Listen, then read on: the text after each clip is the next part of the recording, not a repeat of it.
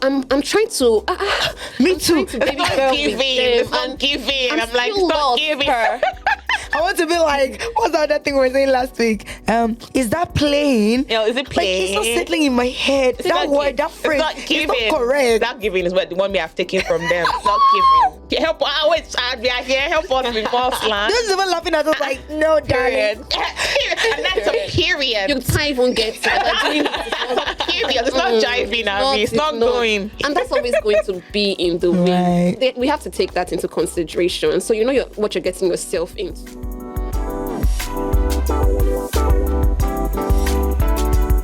Hi guys. So we're hyper. We are really hyper today because we have guests, and the problem is that the guests are our friends. So we don't know how to behave, or Boma don't know how to behave.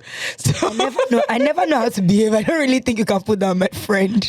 And the funny thing is, like, I feel like today's episode is, I won't be doing a lot of talking. I'll be doing more laughing because I've been laughing since these people entered the studio, like literally laughing. And but yeah, so you're in for a treat. That's what I'm trying to say. You're in for a treat.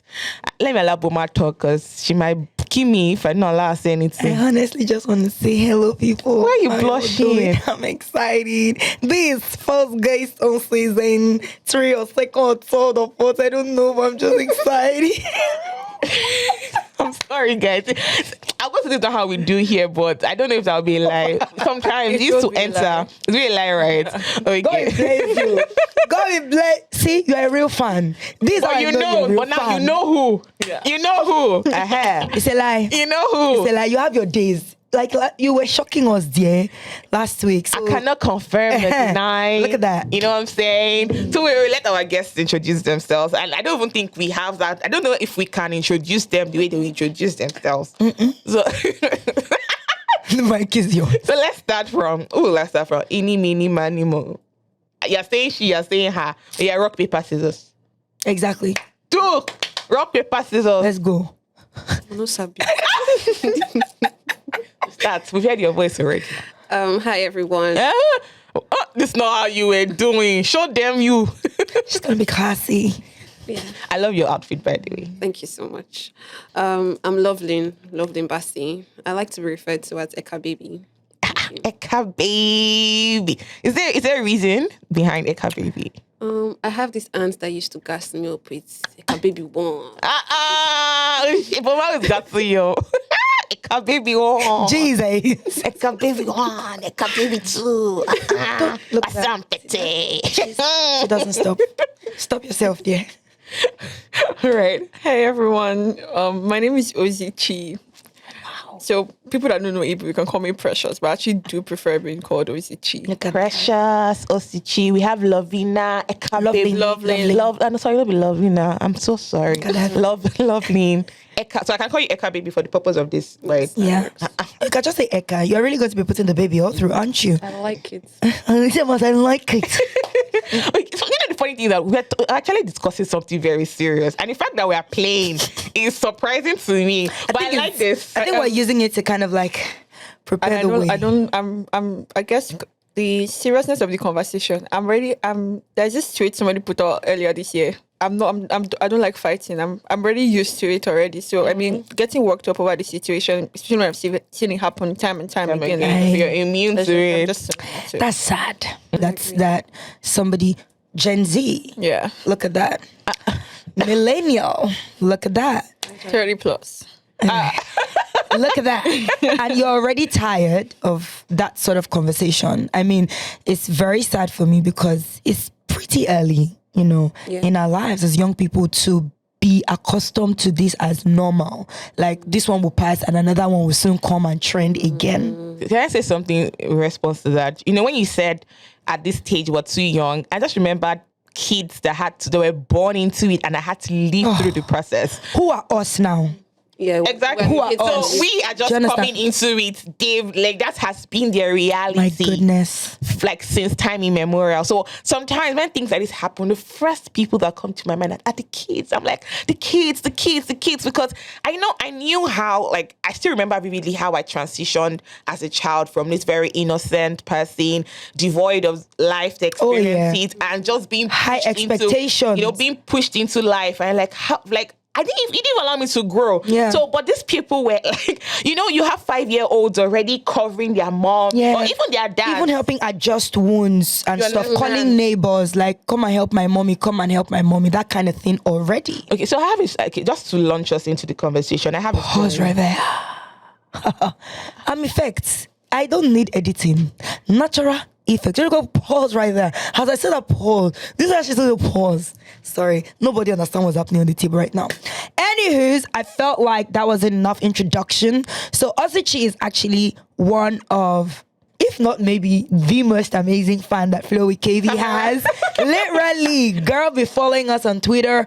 She was pressing on like applying pressure, like, when are you guys gonna be back? When are you guys gonna? So I wanted to just say thank you so much, Ozichi, because that was very precious to me, especially because I know the Twitter. God deliver me. I need to branch there, but Kofo, tries to be on Twitter, and she would always send me your tweets and your retweets and your commentary. So thank you for that. I just want to say a big thank you to Loveline. She's always throwing jabs at me every time, when I post on WhatsApp. She'll be like, if you have posted again, this man topic, they trigger me. Like, we're always fighting. I'll now call her. We're on 1 hour conversations, literally gisting about it. So thank you both for being here. First of all, we really appreciate it. And this is me throwing shade to every other person out there who went listening to the podcast. Look at y'all. Shame on you.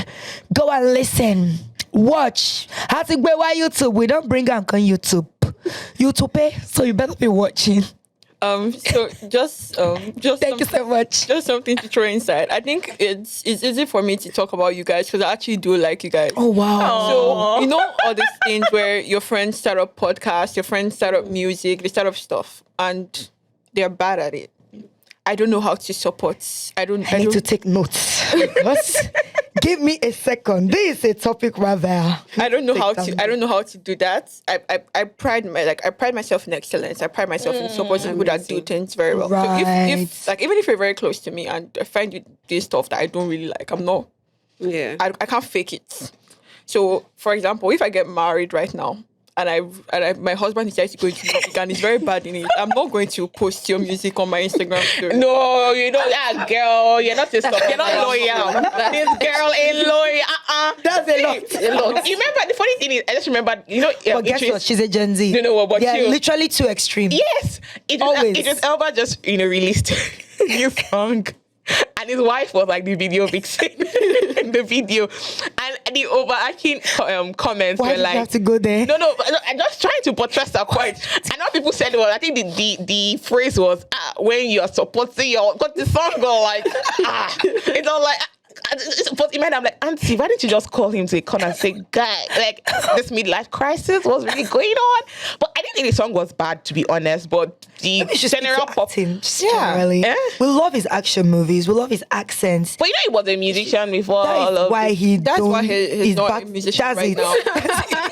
But man, people left the culprits and were attacking the wife because she was really, really dancing like, it was doing British rap, like almost Adiola. And the woman was saying, Ceasefire. But wait, you guys now. Anyways, that was a good derail. I mean, I just wanted to appreciate both of you for being here, right? Thank you so much. Thank you, guys. All right. So just so you guys know, today's topic is one of those topics that will hit close to home. So that's why there's been a bit of playing around to water it down a lot. And I like, where Ozichi started from. So it's this issue of women and men, because I mean men also go through some of these things. It's just not as popular as for women, but people generally going through or staying in right? Abusive marriage. Abusive relationships. Yeah. I don't care whether it's a marriage, a friendship, a father-daughter. We don't talk about that enough too. Abusive friendship. Yeah. But the thing is, just to circle back, right? What else before you? Yeah, what you wanted to say I'm going to say before I give you remember- facts. Yeah, so when we spoke about the effect on kids, so I remember during my criminology class in the university. In case y'all didn't know, first time listener, she's a lawyer. Behaviors. It was not even law, it was even something else. But anyways, so during the class, we're talking about, domestic violence, and I think we're discussing about, men killing their wives. So if you're a lawyer and you do torts and all of those things, there's something called when you do something in the heat of passion, and every time in the heat of passion, it's always on the man's side. The man, so they'll, I don't remember, but that's the defense you say when you killed in the heat of passion, you cut your woman. That it's never the woman that does in the heat of passion. But that's not what I was going to. So I remember we're discussing in the class about domestic violence, and I remember vividly that my colleagues, my classmates then, someone stood up and confidently said that, now, women are like toys or like children, but sometimes you need to correct them when they derail. Like, this was in a university. We were lawyers, or we're studying to be lawyers. Wait, the person speaking, was he like your mate? Yes, it was in my class. And I remember the class went, like, we all went, what do you mean? Blah, blah, blah, blah, blah, blah, blah. And over the years, I've sometimes, like, that, what he said keeps coming back, and I've had time to reflect. And for me, right, I know that it was so easy to say, why would you talk about that? But that type of person is not coming from an isolated mindset. It was probably his reality, or maybe the reality of people around him. So many men with realities like that. No, I'm just about wearing that ideology. No, exactly. So I had another one. There were two of them. I had another person in the class, another guy too, that was like, why would you say that? So there are two different people. There's someone that has seen his mom or his sister or his friend go through that phase and say, I would never be this kind of monster. And there's another person that has seen it and thinks that is how you show love. Yeah. So honestly, to him, that is his, let's say, that's his reality. That's his reality. It's true to him. Like, to show love. And see, I'm so sorry to also cut in. There was another woman, I read a story like some time ago, and she wanted to get a divorce from her husband because I think he was not beating her. I remember that story. I still saw the story. I came across it years ago. Said because the man was not beating her. And everybody was like, this woman is mad. And again, I think I always have time to reflect. And I said, and I reflected about the experience. And like, this person probably grew up in a home where after the father beats, the mom, father beats the mom, then the person will now come and give her flowers after. And maybe that was the person's delusion about love. So she marrying a man that does not beat her. It's like, this man does not love me. Stop beating me. Do you understand? So these are some of the effects that kids, I'm just trying to bring to light some of the effects of these things on kids that we often overlook. And these kids are going to end up being the next mothers, the next wives, the next husbands, boyfriends, and the cycle continues sometimes. Okay, great. I feel like Eka wanted to say something. Not right now. Okay, not right now. It's cooking. I don't know if it's okay for me to make reference to the conversation we had, or the chit chat we had before the podcast. That's fine. You mentioned how women end up defensive. A lot of times when women find themselves in this position, young girls find themselves in this position, you find out that when they get married, they also become defensive. I agree. Honestly. And they hated being defensive, or like looking at somebody being defensive, a mother or an auntie. But this because of it two ways. It could be because their mother was also not defensive enough. Yes. Okay. And I'm like, you know what? Okay. My father is not going to, you're not going to do what my father did to my mother. So it's either you're not seeing your mom being defensive enough, or whoever is a mother figure, you're not being defensive enough, or being defensive enough. Either way, you find yourself being that way. And you don't know when these ideologies grow on you. You don't know. It's not even an ideology. It's almost like a lifestyle that it's in your subconscious. It's in your subconscious. You act it out the moment that scenario plays out. You just do it. Except I'm the only one that feels that way. Because there are many things that I've probably done away from domestic and whatever that I didn't think I would ever do. I agree. I didn't think I would ever find myself there. In fact, I was so sure there was nothing in God's gracious earth that would make me take those steps. And I find myself in a similar situation. I'm realizing that I finished reacting, and then I take a step back from myself. I'm like, how the hell did I just do that nonsense? How the hell was that me doing that? Because I've planned, I've prayed, I've worked that I will never be this person. I will never do these things. I saw it. It will not be me. And I find myself there. So the problem is we're not honest with ourselves enough to agree with the fact that what you live through is who you are. That phrase is what you live through is who you are. You have to agree. let me finish. What you live through is who you are, whether you like it or not. It takes a conscious, open-ended, honest conversation with yourself to say, otherwise. this thing is inside of me, whether I like it or not, by DNA and by living through. You can't compare. Hold on, the formative years of your life are from when you are 1 to when you are 10. You live through that, and meaning the formative means that's what forms you, literally. So what I've done for 10 years is how I will react in the next 10 years, meaning my 20. So from 11 to 20, I'm acting out what I've learned from 1 to 10. And this is psychology, or proven, you can check. So from 20, that's literally your adult life, right? Reactions that you're making. So now 20 is you are reteaching that thing we spoke about, unlearning, relearning, and learning. So it's almost like you're going back to childhood again to now say, okay, you're bad at communicating because you always thought you were good because you were talking, but talking is not communicating. You now need to learn what communication is, which will be a struggle because 20 years is all you've done. You are now being asked from 20 to maybe like 22 to begin to unlearn 20 years of a behavior, a character that has formed who you are, and you've been comfortable with it. Whether we want to admit it or not, it's not an easy road to tour. It's like addiction. You see alcoholics saying like, how did you do it again? It's the same way you slip back into certain character or certain behavior. Sometimes you didn't do that thing for 10 years. All of a sudden, year 11, you find yourself doing it. Like, how did I find myself back? I thought we were done with this whole phase, and I'd outgrown it and stuff like that. So yes, I'm of the school of thought that what you see in your formative years, whether you like it, whether you hated it, whether you loved it, is who you are subconsciously. Because again, we live from our subconscious 90% and then consciously 10%. So there's leakages and things just seeping from your subconscious that you're not even aware of. That's my belief. But it now takes conscious efforts to say, be honest with yourself, Boma, you're dealing with this thing and it's coming from somewhere. It did not just fall on you. Do you understand? That's the way that I see it. So now that you've explained it, I don't think I would have got to say anything different. Maybe words, but I don't think I would have said anything different. So thank you for that. So I was going to move to Ozichi, right? Especially the part where you spoke about, you get into the place where you've become so immune to all this. More like complacency. Exactly. And because I saw a tweet I'm always saying a tweet. I saw a tweet yesterday and someone was like, when she hears these things now, I was like, because like how many, and that is the worst place you can be as a human being when you just become so immune to, so no more empathy, and even your sympathy is hanging on a thread because people now start saying things like, oh, why didn't she leave? Why didn't she? So just from like your own perspective, right? Just tell I just want to hear what your mindset is concerning this. Okay, so my complacency is due to the fact that I'm a very emotional person. Right. So sometimes especially over this year, I've had to take like purposeful social media breaks, like especially off Twitter, because I come online, I'm seeing the stories. Okay, this person died. This person is in the hospital. I think the singer that died recently, and I'm like, it's just a lot for me. Right. And I resonate.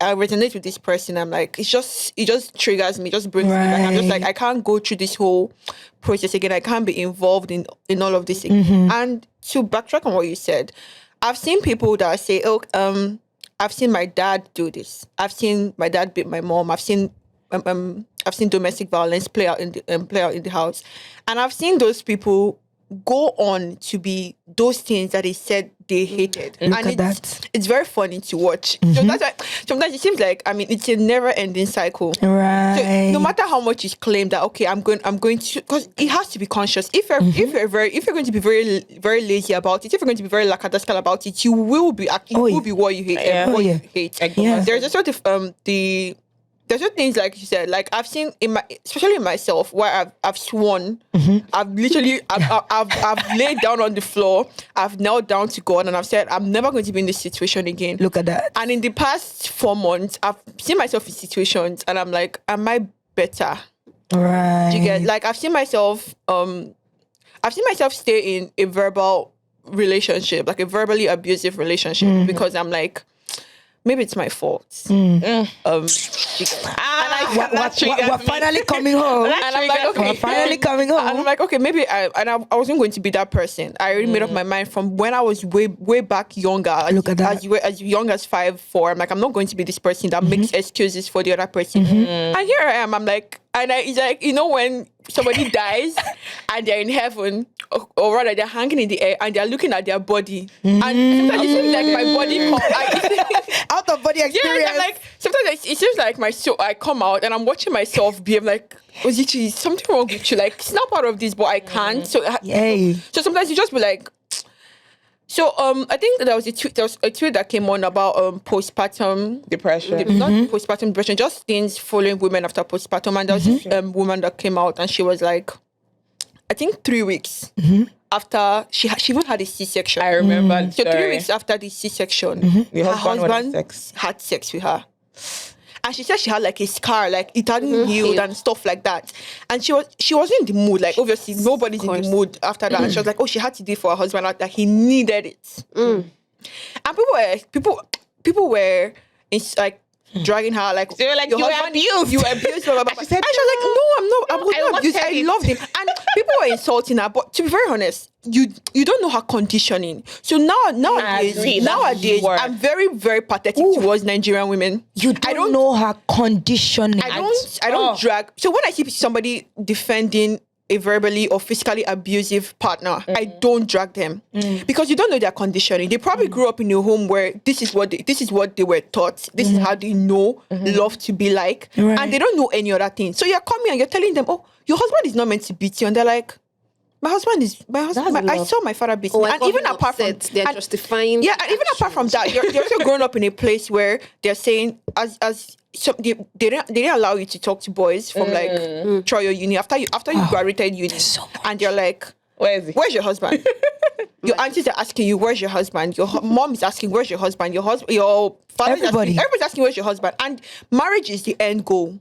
Do you get? And now they've entered that marriage has been preached to them from when they were young, and you want them to live that marriage. Nobody's you're talking to yourself actually. So it takes a very educated person to actually say, oh, I'm going to step out of this. And even apart from education, we've seen some educated people that still stay in this relationship because of conditioning. So there are just a lot of factors that promote this domestic violence, and it's just a lot that we're fighting against. And the thing is, so as we're even speaking, right, I was like, you know what, is this topic really, really, really domestic violence or even abuse in general?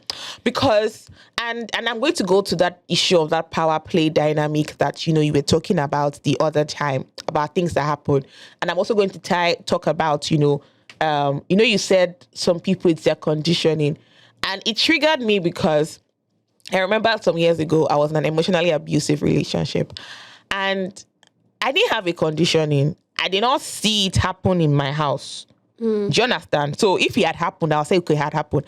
But I just realized, I think it was, so conditioning can also come from society. So I think for me, it was a societal conditioning, right? And when I said power plays, because first of all, our age difference was a lot.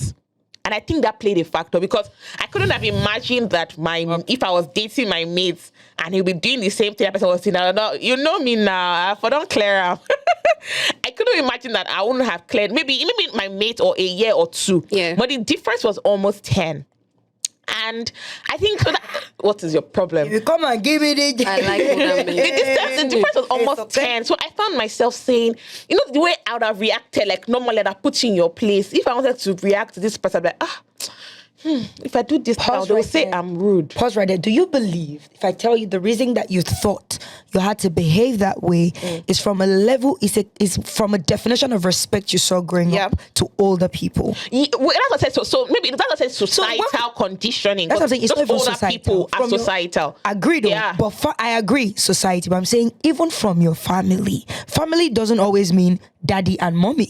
Because we grew up with, I don't know about you guys, but calling older siblings. Yes, that thing that they used to impose. Till tomorrow, I'm so upset that they made me call my cousins ideology. Or they even 1 year older than 1 year. No. 6 months. You will not hear. That's like 6 months. She collected 6 months. It's just 6 months. But you're supposed to, do you understand? Yeah. I just wanted to chip that in there because I feel like when I don't want us to box anything so that people can really feed from and find it, because it's a case of it's a wide spectrum. You want to find where you fit in and tackle it. Is your society? Is it family? Is it friends? Because conditioning can come from church. It can come from anywhere. Church as well. So I think so. Like back to where I was coming from. So there was just that, and that person will do certain things, say certain things to me. I said changing, like, oh my God, person will talk about my weight and I'll starve myself. What means my mother was like, when did this happen? I'll starve myself for like days. Like, if I was coming back home from school, I'd be like, hey God, this person sees me like, you've added weight, so I will not eat. I must lose. How old were you about this time? Even 19. Wow. Do you understand? So 19. So I think that sometimes that age factor, allows or breeds or gives room for abuse. So, and this is just introducing the power play conversation. I know you said you had something to speak about that. With power play, honestly, I know I used to be of the school of thought that, I want an older man. They've sold the narrative to us that these older men, they know how to take care of 30 plus. women, 30 plus. But, it's kind of hard to build friendship with these people. Right. I don't know, I might be mistaken, that distance would always bring a certain variation. Agreed. Very honestly. Realistically. If you're hanging around your siblings or cousins I'm a millennial and I don't even know that's not Gen Z. I have younger cousins. You won't believe the difference. The conversational differences. Even my siblings. I honestly don't feel so old. But I'm trying to. Me too. It's not giving. I'm like, stop giving. I want to be like, what's that other thing we were saying last week? Is that playing? Yeah, is it playing? Like, it's not settling in my head. That word, that phrase, it's not correct. That giving is what the one me have taken from them. It's not giving. Help! We are here. Help us with more slang. Just even laughing at us like, no, darling. And that's a period. You can't even get it. Period. It's not jiving, Abby. It's not going. And that's always going to be in the way. We have to take that into consideration. So what you're getting yourself into. Great. Regardless. Okay, so I think what I wanted to pull out from that power play, again, especially for me, right, is the fact that, and I was just thinking about it very recently, and I might be wrong, and it doesn't happen all the time, because I know people that are married to people that are way older than them. But something I always find is sometimes that narrative of that age difference, it doesn't break down. It doesn't, like, it's always hanging in the air, and it's something triggers it once in a while, and before you know it, you catch yourself saying, how can this lady even talking to Mama, your mate? Yeah. I'm confused. Do you understand? What do you mean by it hangs? No, so maybe in as much as you try to say, forget we're in a relationship, we're in a partnership, it doesn't matter, we're equal. It's somewhere at the back of your head. She will do something like, I'm okay carrying in Yoruba, I'm okay carrying You'll get silly with your girlfriends and it becomes awkward. It's still a conditioning. It's still a condition. Yeah. So I'm just talking about like more and more things. And what you find is, again, I said like, I might be very wrong. I was telling someone one time that if I could go back in time, what's one thing I would have changed? And it's that for me, it's like, one was not to date early. And two, even if I was going to date within your age range, maybe we don't know what you're doing together, it's fine. But when you're dating someone that knows what they are doing, and you don't know, there's a way, it's very, very, you're susceptible to manipulation, which is why you can stay in an abuse and think that this person loves you, which is why they will abuse you in the morning and say, no, but baby, this is how I will, this is how I'm showing my love. Because, you'll be asked watching, why has this person not left this relationship? But the person has been so, you're looking up, so you started dating someone at 18. You've dating them for like 4 or 5 years. That's the only man you've ever known. That's the only kind of love you've ever known. You've given them literally your childhood or your early adulthood. So you're looking at them like a savior. They cannot do wrong by you. So even when somebody tells you deserve better, you don't know what better is. So you can't leave. And I remember, and this is just bringing us back to the most recent incidents. The brother of the IV, or what's the name? Are we really going to go? No, let me just touch on it. Our brother said something. She said that she had been dating the IV guy since she was 18. See, there is He said. no, the brother said it. So when stories were coming out, the gist was that she had been dating him since she was 18. And immediately they said that it just triggered something in me, because I believe that was also one of the beginning major points for her contributing problem. factor. Right. You were 18. What did you really know? So it's very, and you know, they said about conditioning, that you are very, very easy to condition to at that age. Yeah. So, and men that are wicked and know this, they take advantage of it. So they try to condition you. They try to make themselves look like you're the Lord and all of you. So you feel like you are not anything without their covering. Great. You're not anything without them. Like your identity is tied in them. So that also gives room for abuse. Okay. And many people now sort of, well, it's not everybody, but sometimes people now lie to themselves, oh, I'm staying for the kids. Something that says a lie. You're staying because you don't have an identity outside this person or outside this relationship or outside this marriage. I'm sorry, like, I'm being triggered. No, it's So okay. I'll calm down now. Yeah, because I have a different school of thoughts from that whole ideology. I also believe that there are people, men and women, who have no idea that they're being manipulative. Okay, so now this is the abusers. Yeah. Okay. There are abusers that don't know. And I'm not talking about physical. Now, physical is easy to know you are abusing because it's a physical action. I'm talking about verbal, emotional, psychological. And this was a pain pass. Those are the ones that leave you wounded and you can't seem to find healing from, because it literally is stuck with you. It's in your life. It's almost like who you were with them became who you are. So you're with somebody else and you don't know who to be. I don't know if I'm making sense. Yeah. Right? And because I've met people, Kofo, you know, with the permission of one of my friends, I'll share his story. So we're talking about was this Saturday, posted it in our group. One of our friends posted it on our group, the whole IVD thing. So I posted it to him because we've had this discussion before. He comes from a home of domestic violence. It was a polygamous home. You know, their dad would beat them, and the rule was the mom, whichever of the wives was beating, would go back in the night, crawl and beg. After you chop between, you still go say, sister, you go rest though, because story day, if you want hear, and many things don't happen for this Ninja. You adjust yourself. Maybe I'm waiting after Boma. Yeah, she's definitely going. Because you know, before you say this thing, you had a lot of. So I'm wanting you to gather. She's trying to. No. What Eka is in, she's already triggered, so she's trying to help herself know that I'm she's trying not to get personal. Yeah, because I have so many personal experiences on topics like this in every regard. Or call it whatever you want to label it. Yeah. So if you're fine to share anyone, please feel free. We did cry. I cried. Last week. For here. So this is flow with cable. We literally flow like water. We let it all out. If you got stories and whatever, just lay it at the feet of the table. Since it's not the feet of the master, we're in Jesus. Okay, back to my story. Now for him, so I had the conditioning for me is, what I struggled with, for example, is being friends with people who are my age, because I grew up and I was around older people a lot. So whenever, like, it's like I can't relate. It's like what they're saying is silly, because like, what are you guys on about? So I have a lot of older friends. So I was having a conversation with me and I was like, yo, what happened with your marriage and all that? And I was like, see, Boma, the first rule for every man is, if you went through a house where there was any kind of abuse, don't get married. Don't do it. Don't even want it. I don't know about that. I'm maybe telling you. Let me tell you why. Maybe counseling.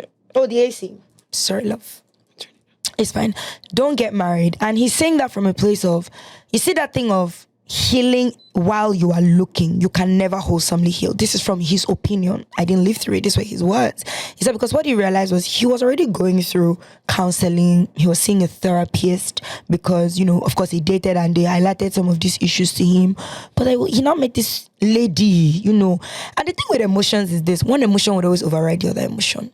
So when you meet a lady you like, the good is out there. And because you're already sort of healing, a lot of things are already okay with you, seemingly. But the problem with healing is when you scratch the surface of healing and you feel better, there's so much more down that you don't even know. To unpack. Do you understand? That is literally the foundation. What you're doing is the offshoots of what is really down there. There's one that is down that you need to literally unpack, which is what most people are too afraid to face. So what happened with him was he was already going through therapy, met this lovely lady. Oh God, when he brought her home, we were so happy. I remember him, you know, coming to introduce my mom, everybody, because it was a close, you know, family friend. We're very excited. 2 years down the line, everything started to scatter. You know this person is good. Like, he's a good person. How can he do that to another person and all that? And so he's having a conversation. He's like, see, sweetie pie, one of the first things you want to know about the man you're going to marry, understand how he grew up. So that's the big... Darling, I don't mean to interrupt. It's okay. But you have no idea how much damage being brought up in A DV home. Yes.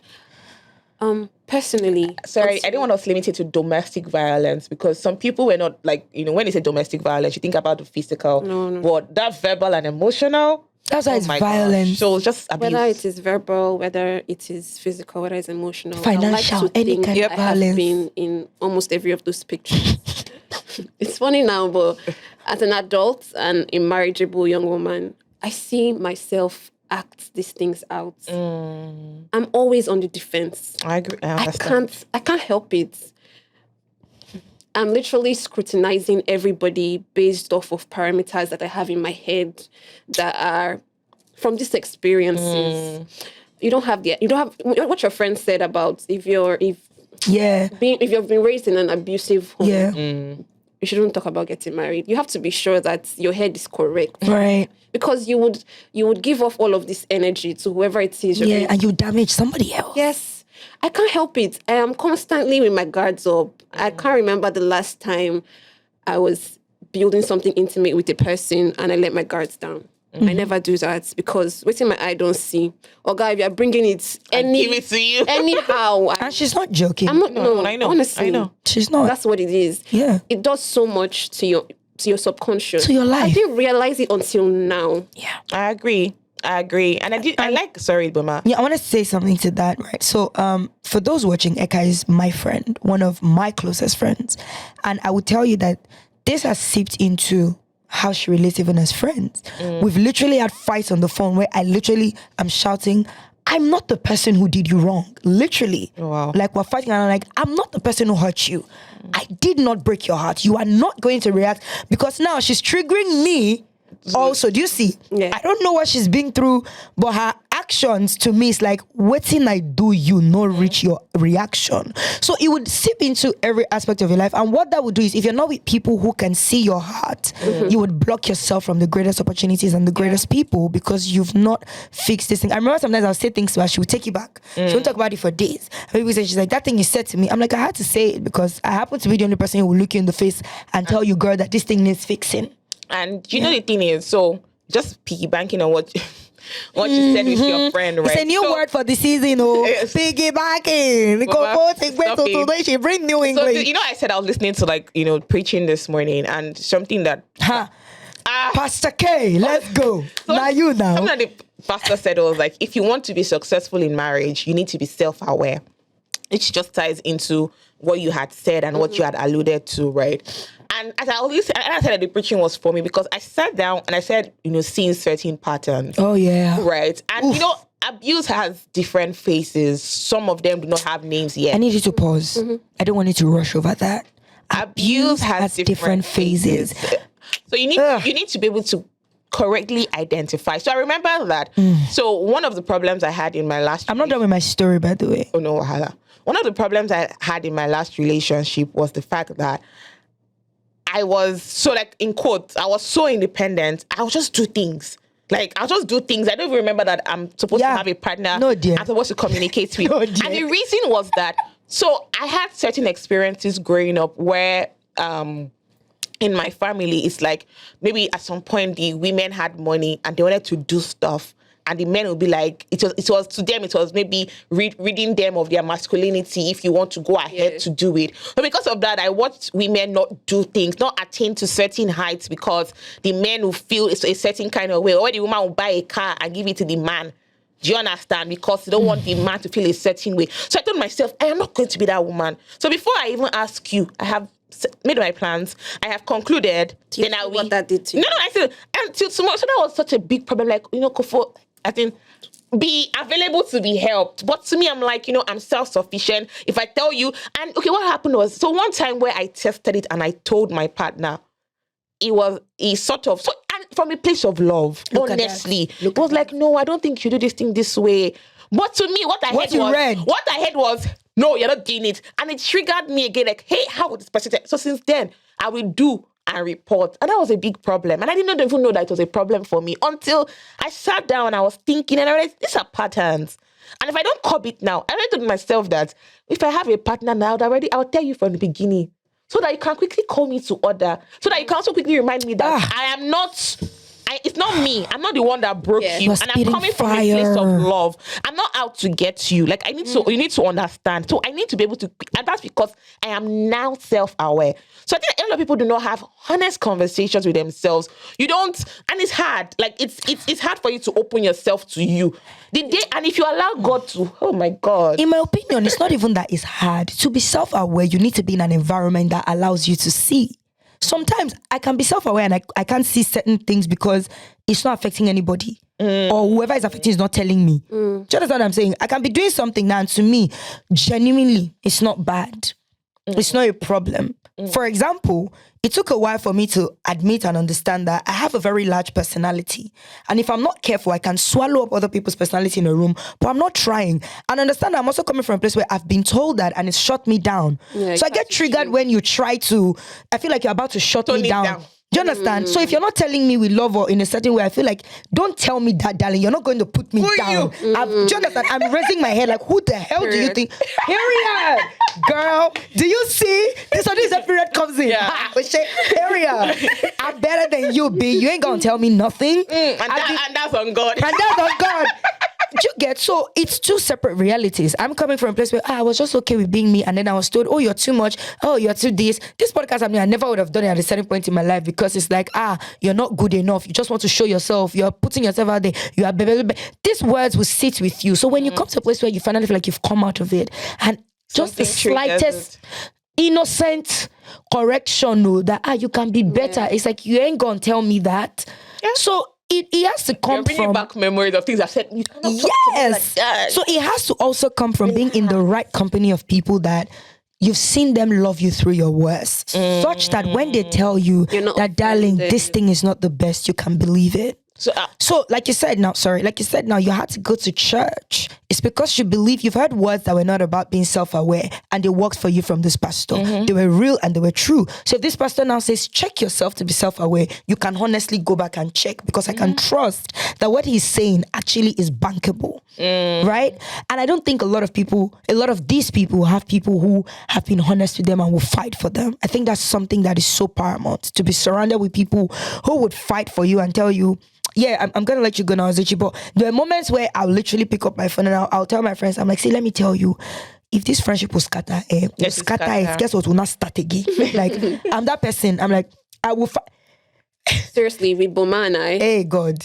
That's how it is. No jokes. A lot of times, she comes at me with the truth, but because of this offense that I have and guards that I am constantly having down. Boom. But and I had to learn, because before, if it's me, I don't have time for rubbish. You do that, I'm like, get the F out of my sight.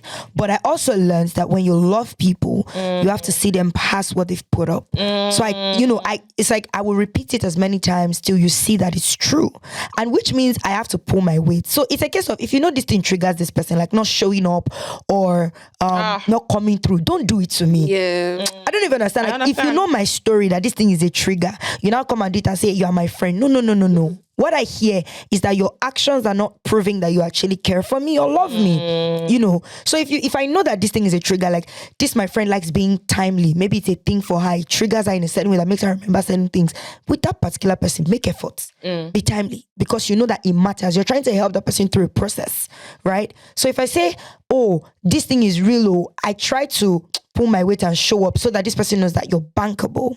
Now, that thing you said about what's it called now? Being in batches in terms of dealing phases. Thank you so much. I loved that phrase so much, because literally that's what my friend was trying to tell me, that he had dealt with, let's say there were 5 phases. He dealt with phase 1 and phase 2. I felt like, I don't arrive. I'm good. Like, I'm great. Let's do this. And he got married. And the problem, what people don't understand with marriage is somebody is constantly being with you through every emotion and every season. There's no hiding place. Normally, if it's only you run to your escape. We all have escapes. Some drinking, some outing, but this person is not giving you room to escape. So you have to face what you didn't even know was a battle for you to face. So what do? You face the person instead. The person becomes the enemy as opposed to help. That's mostly always what it is. I'm battling something. I don't know I'm battling it. I'm dealing with it.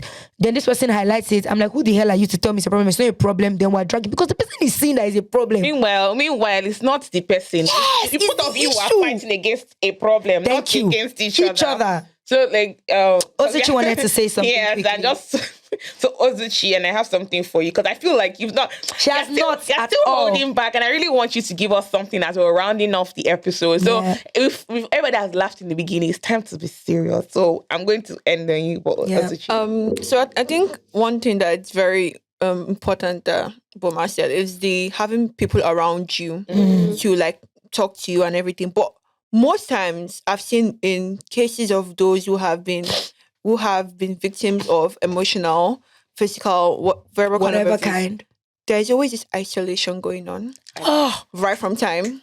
There's always this isolation going on right from time. So if you're in a for example, if you grew up in a domestic violent home, whether verbally, emotionally, especially physically, you wouldn't want people to come over. You wouldn't want people to come over. Don't come, okay, we're having a sleepover, stuff like that. You want to come up. You don't want people to come over to your house.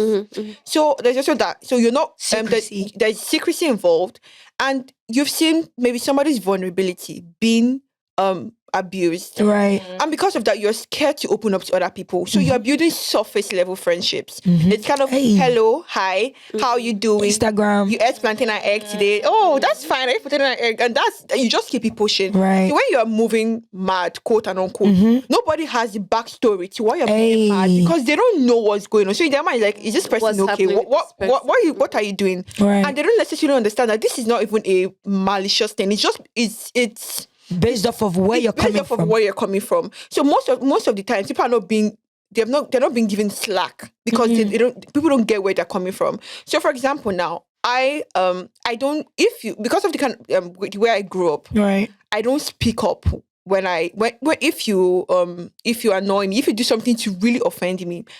The probability of me speaking up is very, very low. Oh, wow. So something I'm working on. Because if I've been in cases of I've spoken up and they're like, right, why did you speak up? Is anybody your mate here? Are you do you like stop? So most times if you offend me, I'll keep quiet. So I've been in friendship. So that passed. I was able to get a pass on that from my primary school to my secondary school because it was a bit of surface level. Yeah. But when I got into uni, I mean, I have my friends right from 100 level and we're still in the same place. And you do something to offend me, and I go into my hiding shell, and I'm not talking to somebody for like a week. Ew. And they're like, Precious, like what's going on? Right. Like what's happening here? And it happens the first time, it happens the second time, it happens the third time, but they don't necessarily have the backstory. But when I'm now able to like be vulnerable enough, because there's also that part where I've seen vulnerability being abused. Oh yes. And I don't want to be vulnerable. I don't want you to throw my openness back in my face. I don't want that. I don't want you to. I don't want people have hurt me, and I don't want to give more people the opportunity to hurt me more. I already have a lot I'm dealing with. So when I finally calm down, I'm like, okay, this is it. This is the stuff I've had to deal with. This is stuff I have to deal with. So I'm still growing.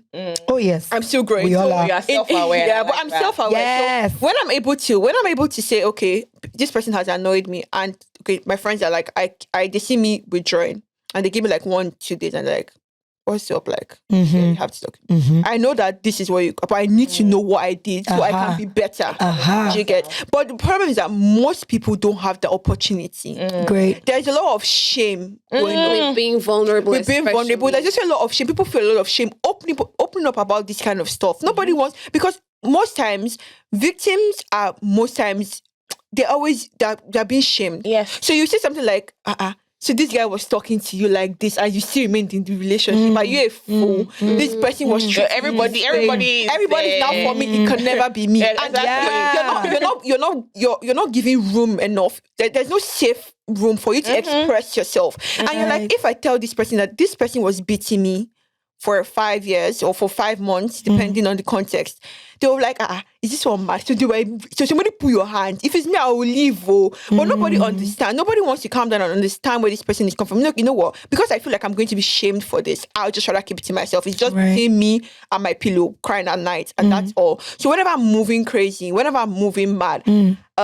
this is it. And the funny thing is that this isolation now leads further isolation. So for example, now if I grew up in a DV home, and I isolate myself. A what now? A domestic violence home. No, I like how you said DV so that they will know. Because some people are old like me, we don't know DV. So and I grow up to get married, and because of conditioning, quote and unquote, and the fact that I might not necessarily, I might think that I will not fall into the same mistakes of what I now fall into those mistakes in, and in that marriage, in that relationship. So I've gone through this in my childhood. So in that relationship or in that marriage, I'm still isolated. Because even apart from my isolation, these people also have a tendency to isolate you from whatever community you may think you have. So normally I am already isolated. I have surface level friendships. And I've gone to be with a person that is abusive, and this person is also now isolating me from those surface level friendships I have. That even if I want to, if I'm even thinking of even opening up, you've now isolated me further, and this cycle is just so heartbreaking because it just keeps on. It just keeps on going and going, and thinking about it just break. I want to ask you a quick question. So you said something like secondary, and then it was until you got to university. Yeah. What broke? Because something had to give. Community. Yeah. What? Because I want to speak to, because we're speaking to the character now, so people can relate. So what was the character of these friends that made you eventually feel safe enough to be vulnerable? I think so. For me, I was depressed right from a very young childhood. Okay. I've been suicidal for a bit. And there was this. So for me, there's this. So isolation in general, there's this effect it has on you, especially when you're going through this mind space and you can't talk to anybody about it. You don't know anybody you're talking to about it. And in secondary school, that was fine. Okay. I had the breaks where you get. It wasn't. Of course, everybody can just move around. Rigmarole through it. But like in university, I just came to the opportunity, to the headspace. I'm like, I have to talk to somebody about this. If not, I've tried to take my life. And what if what if it comes to a time where I don't stop? What if it comes to a time where I actually now do what you did, and I'm like, I don't want to reach that point. So I need somebody to hold me through it. Hold me through it. So if I'm going through stuff, I need to be able to talk to somebody about it. It might not necessarily help, but this person knows that, okay, this is aware. This is what's going through. This person is texting me. This person is calling me. Okay, how far? What's going on? Have you done this? Have you done that? I hope you're okay. I love you. Just words of affirmation, thoughts like that. So it just came to that awareness that this is what I needed to do. Right. Whether I liked it or not, it was not my default mode, but I had to do it. So I like that phrase where you say you had to do it. I think oftentimes another thing I've realized is, with that thing we say about sin thrives in secrecy. A thing is so big only when it's with you. I don't know if that makes sense. So like if you're going through something, it's always very big when it's just you going through it. The moment you tell somebody or talk about it, I'm telling you, you realize that there are like 1 billion people going through 10 times worse. And whatever you're going through is great. It's like, when I mean great, I mean it's a thing, but it's not as big as it's the hold it has on your life, how you're stuck and you're just stagnant. Yeah. Now I'll move to, Kaiti, and I just Eka baby. Sorry, Eka baby.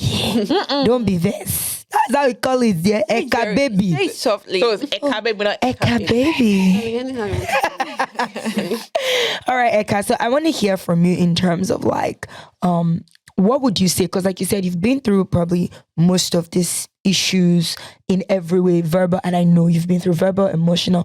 One man dropped my fine girl on the road. He tell her, come down like this in the middle. That's that we watch this film. My sister, I put to my... I could even balance at the bus. Like... The nigga very speed off. You don't understand. Balenciaga. Get out. You are evicted from this show because what's that? So I want to hear from you in terms of going through these different levels of violence, be it verbal, emotional, financial, and all that. What would you say was like the integral part for you, the effect, and how have you been able to transition through it? Yeah. So in answering your question, I also want you to highlight. So that there are a lot of things, and I don't know how this will come off, and I apologize in advance. But I also want you to highlight whatever role you might have played in fostering it or in encouraging the abuse, because that's one part that people do not talk about. So like we always have to acknowledge our role in some of these things. So I would like you to touch on it as well, even as we round off. And I know that our listeners are like, we came here to laugh, but sorry, it's not every time. In the laughter, thank God we are laughing and it's not as if we're crying. So just, that. What role did I have in that though? To be honest, at the time I was too far from being self-aware. I feel like I have only recently come into the consciousness of myself in the last 2 years.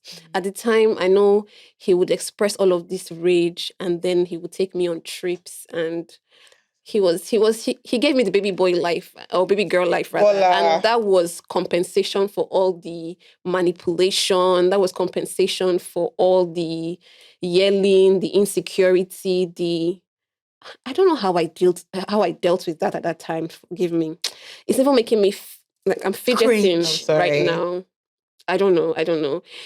I think I'm going to take home with me being self-aware from this conversation, because that's the only place you will find freedom. I didn't even know that was happening at the time, because yell at me now on Saturday. I'm going to Hans Serenade to buy ice cream, and it's credit alert, baby. What much do you need? They credit me. They come and pick me. It was good compensation to me at the time. Like, now shout at me, Sha. As far as you're crediting my account, it's okay now. That's what it was. Being self-aware is the only thing that can emancipate you from from abuse in general. Kofo, I'm sorry. I don't even know how to structure my thoughts in all of this conversation. There's so many other types of abuse that we don't recognize. Could you touch on some? Just let me give this instance. A man marries you. And then he leaves you to only the identity of being a wife. If it's hard, please. No, it's fine. Okay. Of being only a wife, I find it's very sensitive for me, because I'm an alpha female, and I'm in this picture where this man doesn't want anything to become of his wife. The most that she can be. The only identity that she has is my wife, being a wife. You have wings to fly, you can't. And this is emotional abuse. I don't think he abuses her emotionally. I don't think he abuses her verbally. But every opportunity she gets to shine or to thrive, he cuts it. It has to be the figure. I totally understand. Making her handicapped, making her, you have no identity, no essence, no purpose.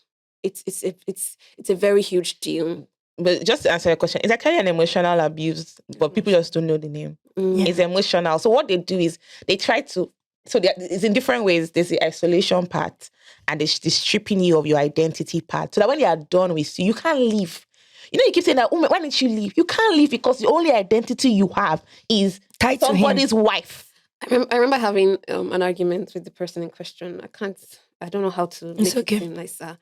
And she broke down in tears while we were having it back and forth. And she said, even if I don't have any other achievements, at least I'm somebody's wife. Chineke. Wow. And that was years ago. But even till now, it takes She's in the same space. It takes me off a certain way. And like I said, you have no idea how much this does in my subconscious. Because if any nigga, try that with me, okay, you see, you're right. I'm coming off real strong. I would tarnish you. You see, like there is nothing else to her apart from wifey, and he does that intentionally. Every opportunity, even even when he's supposed to give her accolades, let's say she does something really good in the house. Maybe they did like a redesign of the house, and you could give her a compliment to make her feel like some sense of, oh, importance. You did that well. Never. So he wouldn't even acknowledge even tasks as wife. It's a lot. See, it's not that time had gone, right? I was going to move back to, I don't know if we talked about it at all, move back to identity. And it's that topic triggers me, and like I even had to write about it, but because of time. And everything still boils down to being. Why is this topic so big? This topic is so big. Yeah, everything boils down to really boils down to being self-aware. And I keep telling people, and I know it sounds funny. I always say it, if I can go back in time, I'll tell 18-year-old me to relax. Like, you don't know anything. You don't know yourself. They told us we didn't hear. Honestly, we did not hear. And you know, for the longest time, I was fighting with God because he was trying to tell me, but I had coconut head. Simply because I told God, I entered uni very early. I was 15 when I entered the university. I told myself that, I'm 15 now. There's August rush, all of those things. I don't want to be in all those things. So I'll wait till I'm 18 before I start dating. And I held on to that resolve. Immediately I was 18, like I said, now let me start looking forward to date. And that was why, and that is what led me to that emotionally abusive relationship I spoke about, because I felt like I have arrived. You should have just did where you did. I'm saying, so for a long time, I kept telling God that, Lord, our agreement was the first person I date, I'm going to marry. The one who did the agreement? Again, not only me. So over the years, I was so upset with God. And just so recently, God now told me, first of all, let me table your matter.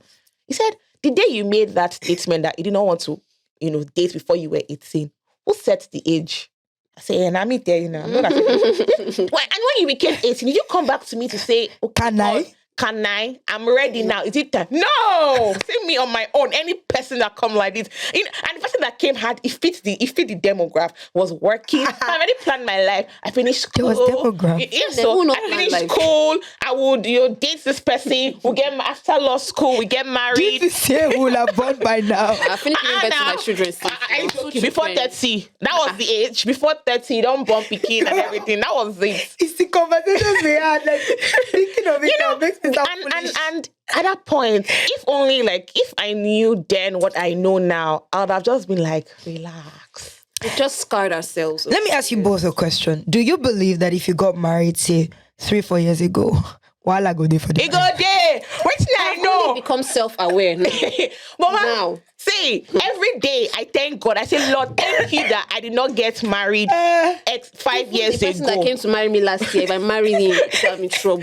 The knowledge I have gained in such short time is commendable. I've grown so much in such short time. And you know that what happened was the break that I had in my last relationship was what propelled me to be who I am today. I'm sorry, you guys are being serious, but I'm having flashbacks of my life. Oh.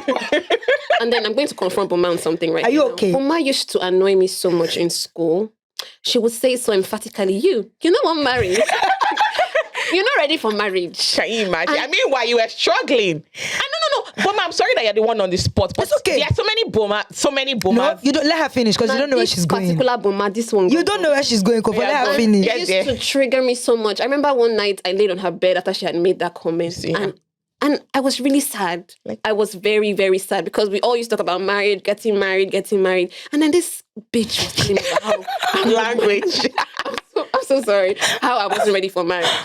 And I totally agree with her right now. Like right now. You know, go day your day. Oh, okay. So she was telling you that you were not ready. I thought she was one of those people that was telling you that. I don't know. I thought it was you're talking about the opposite. No. So yes, we need plenty Bomas. Yes, we need plenty. Let me tell you, one of the things, I said this on one of our topics. Sorry, I'll say this, and I'm saying this for everybody listening. One of the things that I'm very passionate about and is very deep for me is friendship. Yes. I don't have many of them, but you see the ones I have, I tell my friends, I tell them in my full chest, I say, let me tell you, I'm that friend that if you want one man to carry you, I will scatter your wedding. I will walk over to your mother and I will tell her, oh, no, rubber, head of rubber. That is who your child wants to marry. Plastic end. And that friend. I don't mind that you don't talk to me for 2-3 years because 5 years from now you'll be grateful that I took that action. I don't mind being the sacrificial lamb. We need plenty. So with Eka, I could tell from the first couple of conversations that her need to get married was never for her. it was an idea that she picked up. Because every time I would ask her the essence of this conversation, like, oh yeah, okay, why do you want to marry? There was nothing to it. It was never about her. It was just, she has heard it so much. People have said it so much. She has just Somebody's picked it up. wife. Do you understand? Like, after my masters, when I work, and then I save, I'm married. Okay, why? For what? The why of a thing will always tell you whether it's important or not. There was no why. And with Eka, she's not the kind of person you can have as a then, she wasn't the kind of person you could have a lucid conversation with that would shake her. She's, like she said, she's an alpha female. Only an alpha female can face her back. Even with her other friends, let me tell you about this. Is when she's speaking, just leave her. They say, "Wo is Eka?" No, I will not leave you that wo is Eka. But that's the way she is. Let's leave her. And we have a lot of people who do that. That's what I was saying. I asked you a question about your friends. Like, what made you feel safe? You know, because we need anchors. All of us cannot say, that's how she is. Let's leave her. If there's something that needs to change and you know it will help her life be better, you better war with that friend or drag that friend. You don't mind being the bad cop. I feel like all of us want to be the good cop in most of our friendships and relationships, which is damaging a lot of people that need to work on themselves, build self-esteem, build character, constructive criticism. Because again, I will say that, but I will not leave you without. I will not just say it like I'm mocking you. Prodigy. Shut up. I will not leave you and just say it like I'm shaming you, like you said, shame. I will say it in a way that you know that you are safe. And most of should be like, explain yourself. I say, it's not now. I will explain. And the days where I finally explained, it started helping her ask questions that needed to be asked integrally. Like, okay, am I really that person? Because before she would not ask those questions, like, okay, guys, you really think what I said is bad? I'm like, yes, dear, it's bad. If you say that to man and husband, it's not okay. If you say that to your in-laws, it's not okay. Do you see? Okay. So yes, we do need people that we drag us like Kofo. You know, I told you to where I said, because people said, I said, Kofo, you don't use a strong face. Your face speak for you, dear. You are not aware. Let me tell you. I love you so much, Booba. Your strong face. You are all those you be like all those aunties. I will not take that nonsense. This lawyer in you hates your blood. We're not talking about me at the moment, look right? at that. And we bring this podcast to a close. But I really thank you so much, Eka baby, and thank you, Ozuchi. Sorry, she said her take home was being self-aware. What would you say was your take home from this? And I'm going to borrow your podcast topic a while back. Okay. Relearning, unlearning, and learning. Oh, shit! So, sorry, I'm just going to put like a backstory to this. So, for me, I became somebody that I feel very bad saying this, but I became somebody that hated the male gender as a whole. Right. I didn't want offense. I didn't want I'm so sorry. It's all right. Take one for the team. So because first of all, even growing up, I wasn't allowed to talk to boys.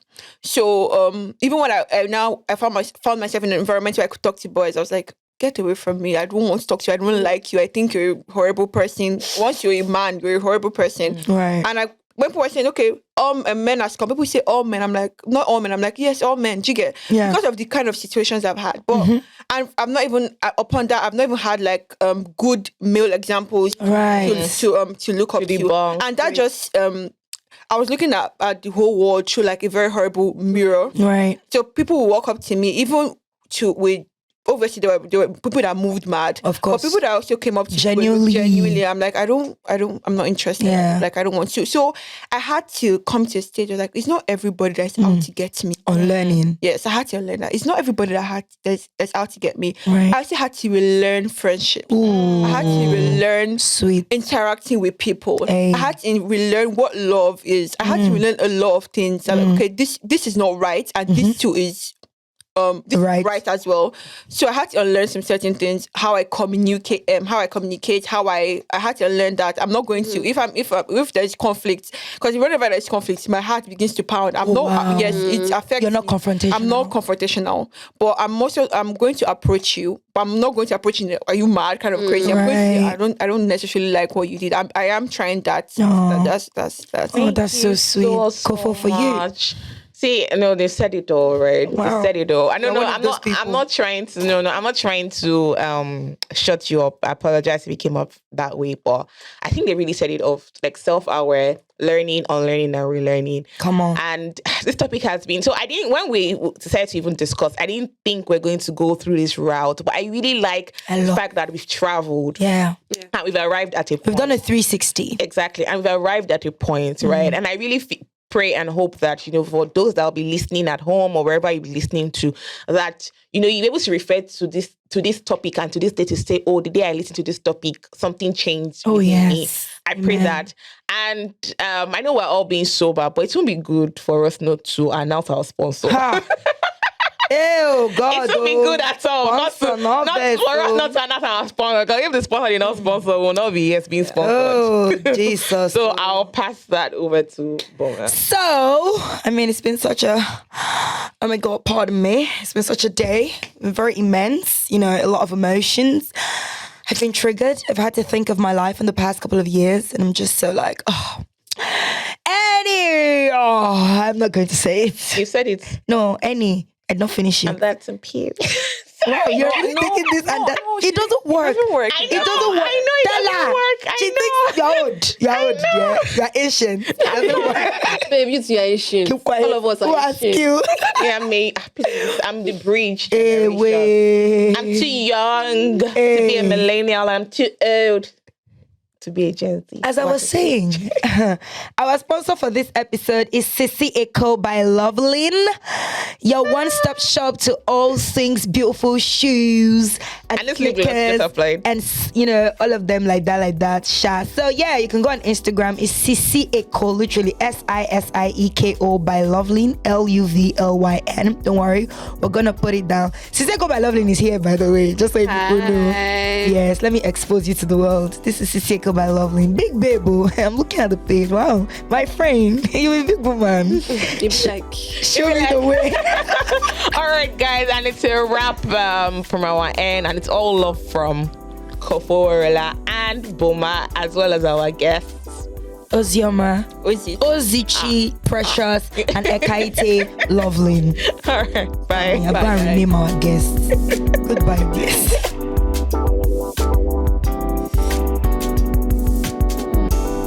Thank you for listening to today's episode of Flow with KB. You should definitely catch up on all our previous episodes on Jamit, Apple Podcasts, Google Podcasts, Spotify, and YouTube.